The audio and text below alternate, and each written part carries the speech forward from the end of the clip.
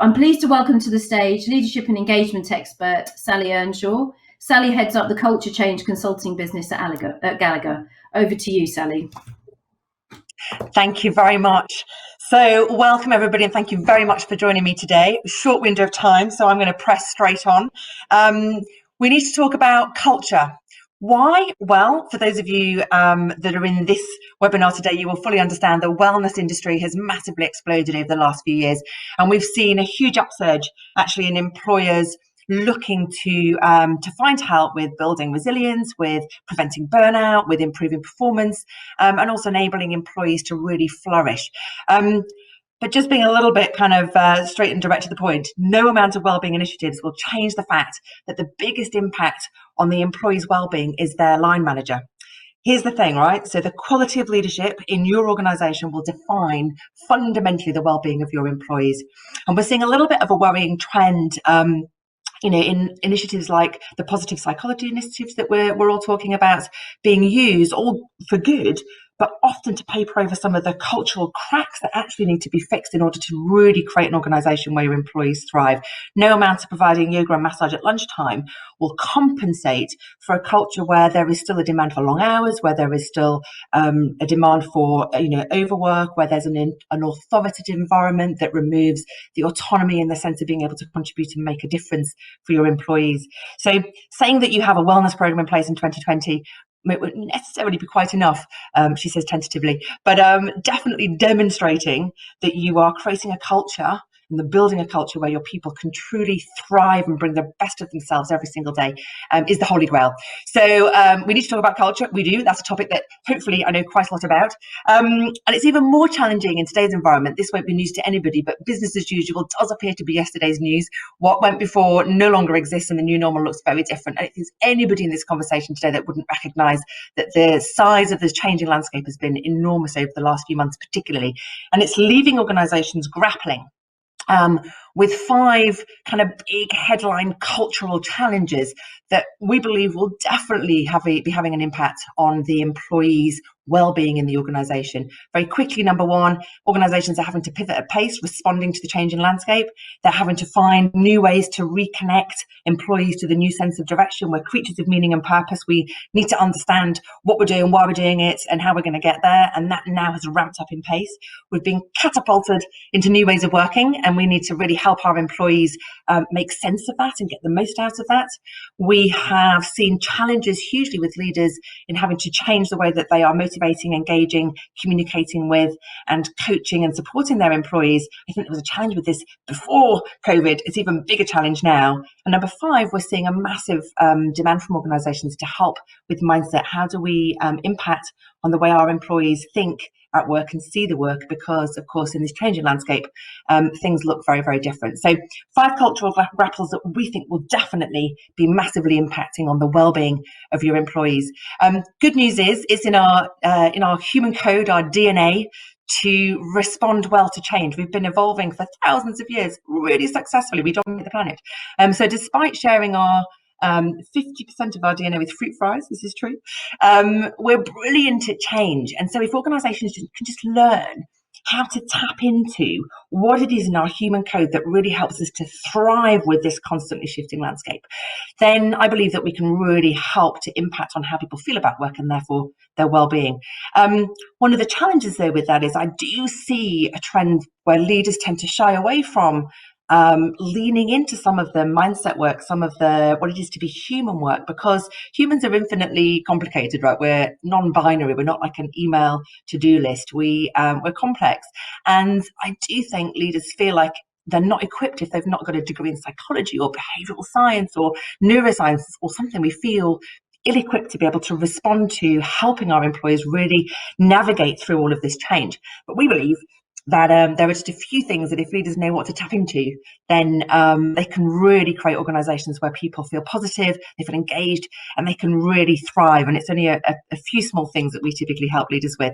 The bad news is I only have 20 minutes. In fact, less than that now. So I am going to really fly through this and just give you my intent is to share some of the stuff that we do, the work that we do with leaders to help them navigate change and create organizations where people can really thrive. I'm going to bring a few tools to the table. Hopefully we'll have a bit of fun. And there's so much more than I can fit into 15 minutes. So hopefully we'll continue the conversation afterwards. It starts, in our view, with mindset, helping your employees to create a mindset where they can really thrive in often changing / adverse conditions. So I'm going to bring 2 tools to the table that we use that really help employers to do this. Also, they're a little bit of fun. First tool, they go well in a keynote, so I'm going to use them. The first tool is what we call agility. So helping your employees to see things from a different perspective. We see a trend where, and it's different in every organization, but we do see a trend where employees, we're creatures of habit, right? So we tend to get stuck into ways of working and quite attached to the way things are and need to be. And of course, with all of this change happening in our landscape, employers are having to encourage and support people in seeing the work differently. So an agile mindset is super, super helpful in seeing the work differently and therefore being able to change as the organization changes. So little test here, I'm gonna play a video and you're gonna see the train either going into the tunnel or coming out of the tunnel. And if you were all in front of me, I'd ask you to shout it out and we would have one hell of an amount of noise, but of course we're all remote these days. So I just want you to see which way you think that the train is going. And just take a look for a second, and in your mind, is it going into the tunnel or is it going out of the tunnel? And I have to let this video play for the full length of it. I promise you the awkward moment will stop in a second because of course you're all now going, yeah, I've got it. It's going one way or the other. Now, what typically happens is obviously if you're all shouting out in front of me, what I will hear is probably half the room will be saying it's going in the tunnel and half the room will be saying it's coming out of the tunnel. The truth is, it's an optical illusion. So we use this to help people to see. We all have the capacity to see things from a different perspective, but we have to exercise that muscle. As I say, we're creatures of habit and we can be a little bit fixed mindset from time to time. So I'm going to get you to exercise that muscle right now very, very quickly. I'm going to get you to watch the video again. And this time, I want you to see which way it's going. I want you to look away, look back, and you will be able to make it go the other way. Everybody can do this. We can all use this muscle that allows us to see things from a different perspective. So just really quickly, I'm going to play it. And this time, see if you can make it go the other way. Usually it takes a few seconds for people to be able to do this. And now you're sitting there going, oh, can I take this home and show my kids? It's on YouTube. So yes, you can. Optical illusion tube train on YouTube. Okay, tool number 2. So that's agility. Tool number 2, I'm going to just share. This is one of my favorite tools for helping leaders with mindset. We call it the adaptability ladder. It's brilliant for helping build resilience in organizations, for helping with problem solving. It's brilliant at helping people to put themselves at cause rather than at effect. So in heavy organizations where people feel they can't make a difference, it's really helpful for lifting people out of that. And it's fundamentally a really good tool for helping to clear the path. There's no organization that's ever operated where there weren't challenge and problems that hit us constantly as we try to grow and move forward. So it's brilliant for helping leaders to help people clear the path as we navigate through the changing landscape. I sometimes call this creating an army of tempered radicals. So those people who very quietly and gently just nudge things forward. And that's what you want, right? An army of tempered radicals all helping the organization to improve and get better. It's fundamentally built on really simple philosophy of problem solving. So the 4 rungs in the middle describing the stages we need to go through when we want to solve a problem. So acknowledgement, ownership, etc., etc. But what it helps you to do is to frame the way that we're thinking about that particular problem in order that we can do something about it. And as I say, put ourselves at cause rather than at effect. So on the left-hand side of the model, you'll see this is where if we focus our effort here, we'll be less productive. On the right-hand side, if we focus our effort here, we can start to actually feel like we're moving things forward. So just walking through them, it's the ability to encourage less of a why me, why is this happening to me kind of feeling like stuff just happens to me and I can't help it, to a mindset of actually, why not me? Of course it happens to all of us. So we acknowledge that, and now we need to work out what we're going to do about it. It's an ability to move people away from seeing on the left-hand side that we are going to blame other people and wait for other people to do something about it. Why doesn't that division next door change their ways of working because they're really impacting us? Why aren't the leaders in this business going to do something to change because these things aren't working? Into a mindset that says, actually, what could I do? What could we do as a team to really move that forward? It's an ability then to encourage people to move away from finding what my friend's Irish mother calls finding a problem to every solution. I love that phrase, the rubbish is in society, to a mindset of being able to find a way. What's the little things that we could do to nudge things forward? And also moving away from waiting and hoping, put our heads down, this will just go away, to a mindset of what small steps could we take to make something happen and make change happen in the organisation. So it's a brilliant little reframing tool that we use to help leaders shine a light on the language that people are using and help to move them to a different way of thinking in order that we can create an army of tempered radicals. So any energy on the left-hand side, unproductive, makes us feel bad. Energy on the right-hand side, super productive, makes us feel good and gives us that sense of autonomy, which is both productive but also super good for feeling good about work, which is great for well-being. One last thing on this, I had the privilege of interviewing Pat Lamb, who is the director of rugby at Bristol Bears, and I was asking him during COVID what he was doing to help his teams kind of lean into the new ways of operating through COVID. And he said every day his team get together and they talk about remotely, and they talk about the things that they are grateful for that day, practicing the art of gratitude every day. And I loved that story so much. I came home and sat round for tea with my 3 kids, 2 teens and a 10-year-old. I told them the story about Pat Lamb and just said, I love the idea of being grateful for something every day. So every day we're going to sit down and we're going to come up with the 2 or 3 things that we're grateful for today. The 2 teens left the room. The 10-year-old was up for it a little bit.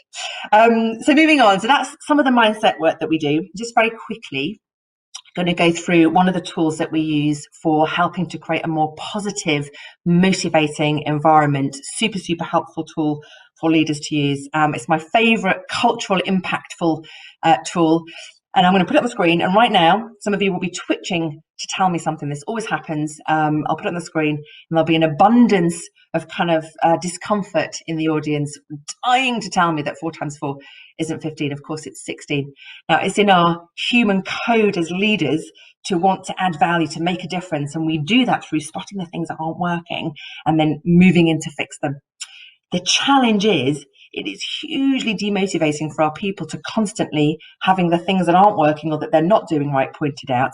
And we're not balancing that in abundance with shining a light and amplifying the awesome of the things that people do brilliantly well. The 1s, the 4s and the 9s, the things that people do every day that you want to see more of, that are amazing, that we should be applauding, that we should be being grateful for, that we should be rewarding, recognizing, and all of those things. And the best story that I can use to really bring this to life is there was the chief exec of DPD. They went through a big culture transformation program, and they did lots of things. But one of the things that they did was to they recognized that the brand of their whole organization really sat in the hands of their van drivers, because that's what the customers see. So they put in this thing called Our Brand in Your Hands, and one of the things was to have a shiny white van. Clean white van means that you are proud to work here and therefore our customers will have a positive experience. One of the things. And the chief exec said every day he used to drive around the country, and when he spotted a DPD shiny white van, he would jump in front of it, take a selfie, ching, and then email it to the depot manager and say, high five, brilliant, shiny white van, our brand is safe in your hands, #149. He probably didn't say that, but thank you, that's amazing. I tell that story to literally hundreds of leaders every year, and I often get a reaction not dissimilar from what I got from the retail director of a very famous bank in this country. And he said, you know what, I've spent the last 20 years of my career driving around the country looking for the dirty cash machines and taking a picture and sending them to the branch manager to say, you need to get that sorted.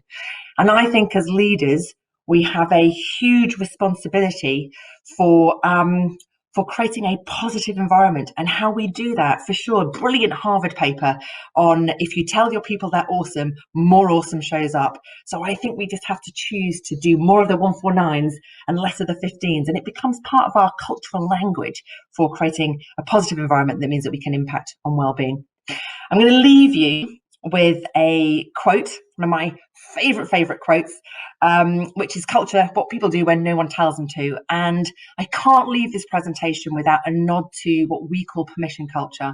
One of the single biggest motivators for employees is autonomy. We are hugely motivated as humans for autonomy and to be able to be at control of the decisions that we make and doing fundamentally what's right in the way that we work and in our lives. And it is most definitely the job of organisations to build a culture that is permission full, as opposed to what we often see happening, which is the bigger we get, the more we use process and mechanisms and frameworks to dictate the behaviour, as opposed to freedom and responsibility to inspire, set the boundaries and inspire the ways of working to really allow people to make a difference. And one of the best examples, and then I'm going to stop for questions, but one of the best examples I can give you is there's a 125 slide deck, which if you Google it, it's Netflix values. Now, this is from years ago, so whether they still use this, I don't know. Would hate to get an email from them telling me to stop advertising it, but they it's on Google, a slide share. And one of their policies, one of their people policies for their expense policy is 5 words: act in Netflix best interest. And I just kind of go, now there is an environment that gives people the freedom to do what's right and the trust to do what everybody knows is the right thing to do without driving people insane with process and boundaries and frameworks. So I'm going to end there. I think we have 3 minutes left for any questions, which I'd be very happy to answer. But hopefully that's given you a little bit of insight into the sorts of work that we do in the wellbeing space to help organisations create a culture where people can really, really thrive and feel good about the work that they do. Thanks, Sally. That's a great presentation and lots of energy and so much to talk about. So let's get straight to questions. So we hear a lot about culture being at the top of the agenda, and it's a lot that employers talk about this a lot. In your experience, do you think companies are really taking this seriously?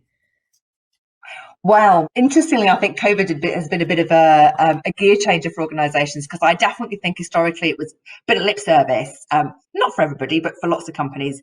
But I definitely do see COVID having been a game changer, because, of course, now employees will now be asking the question for sure when they go for interview: what did you do during COVID to demonstrate commitment to your people? Now, they may not ask it exactly in that way, but it's definitely a leveller, right? And I also think that there's this thing called the tangibility bias. I kind of referred to it in my presentation, where I do think that top teams have a propensity to want to invest more time, energy, and potentially money on the things that are more tangible, like technology, process, things that are black and white and binary. And of course, humans are not. So I definitely think culture's rising up. I think COVID has really helped it to do that. I still think that we've got work to do to demonstrate the business impact, actually, of creating an environment where people feel good about work. I don't think everybody's there yet. Okay, I think, and just building on that point, actually, you mentioned in your presentation that some leaders shy away from what it is to be human. Have you seen that kind of change through COVID, because they've had to do that? But for those that still struggle, what would be the advice you'd give to them? So it's interesting, because we did a survey during COVID. We have 12 culture questions that we asked, and we did it through COVID. And it's interesting because the lowest scoring question in that survey was the one about engaging and motivating people in this new in this changed landscape. I think engaging and motivating people was a challenge before. It's always been one of the biggest things that we work with organisations on. And I definitely think that I suppose the top tip I would give to leaders and managers is, whilst humans feel infinitely complicated, leaning into a conversation, being willing to hold the space that says, I'm prepared to connect with you, to spend time with you, to get to know you, to want to understand what it is to be human for this person in front of me.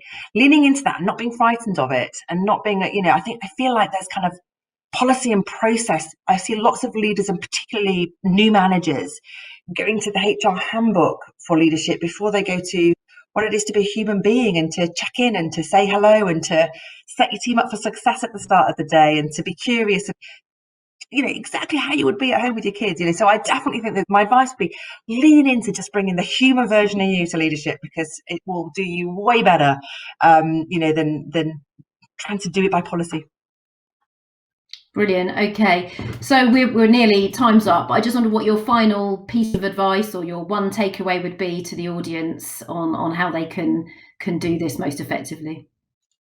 Wow, one takeaway. I haven't got 1,000, but I would definitely say I think my my one takeaway for anybody listening into this would be, wellness is a thing. I think employee wellbeing, thank God the world's talking about it. I think it's an awesome thing for us to be discussing. I definitely feel though like there's the wellness kind of initiatives, and then there's culture, and culture is every leader's responsibility. And I feel like we should definitely be trying to create cultures where people can thrive at the same time as building the wellness campaigns that really, the initiatives that we know will make headway. But culture has got to be the holy grail for creating places where people feel positive. So that's what I'd like to say.